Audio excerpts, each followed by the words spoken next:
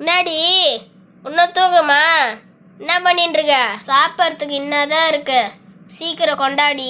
இருங்க வரேன், கஞ்சி தான் இருக்குங்க. சீக்கிரம் கஞ்ச ஊத்து, நான் வயலுக்கு போறேன். இங்கேயே உட்காருங்க, நான் போய் சாப்பாடு எடுத்துன்னு வரேன். எதனா சாப்பாடை போடு. நான் சாப்பிட்டுட்டேன், வயலுக்கு போயிட்டு வரேம்மா. பத்திரம்.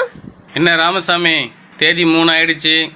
லோன் டேட்டு ஞாபகம் இருக்கா? பேங்க் மேனேஜரு உன்னை போய் பார்த்துட்டு வர சொல்லியிருந்தாரு. கையோட பணத்தை வாங்கிக்கின்னு வர சொல்லியிருந்தாரு. என்ன சொல்ற ராமசாமி? ஐயா, இந்த மாதம் என்னால் லோனு கட்ட முடியல. நான் பணம் கேட்ட இடத்துல வரல. நான் அடுத்த மாதம் சேர்த்து கட்டிடுறேன் ஐயா.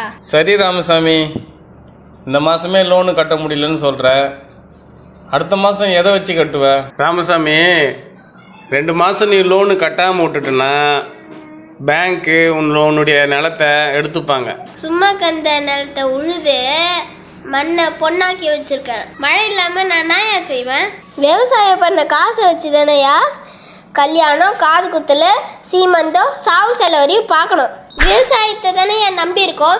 நிலத்தையும் பிடிக்கிண்டா நாங்கள் பிச்சை தான் எடுக்கணும். விவசாயம் பண்ணுறவனா நீ பிச்சை எடுக்க விட்டா நீ மண்ணை தான் ஏற்றணும். இனிமே எந்த விவசாயிக்கிட்டையும் நிலத்தை பறிச்சுடுவேன்னு சொல்லாதீங்க. அடுத்த மாதம் நான் லோனை கட்டிடுறேன். நான் பேங்க்குக்கே போய் பேசிக்கிறேன், நீங்கள் போயிட்டு வாங்க. லோன் கேட்க வந்துட்டானுங்க. கால் மேலே கால் போட்டுக்கணும் உட்காந்துக்கின்னு. விவசாயம் பார்த்தீங்கன்னா தெரியும் உங்களுக்கு. பயிர் வச்சு வர வச்சு வருஷக்கணக்காக பாடுபட்டாதான் சோத்துல கை வைக்க முடியும். விவசாயி சேத்துல காலை வச்சாதான். பட்டணத்துல கோட்டு சுட்டு போட்டவெல்லாம் சோத்துல கை வைக்க முடியும். கலர் கலரா கோட்டு சுட்டு போட்டுங்கன்னு தொழில் பண்றதை விட பத்த கோமணத்தை கட்டிக்கின்னு சேத்துல காலை வச்சு உலகத்துக்கே சோறு போடுற விவசாயி மேல நம்பிக்கை இல்லையா?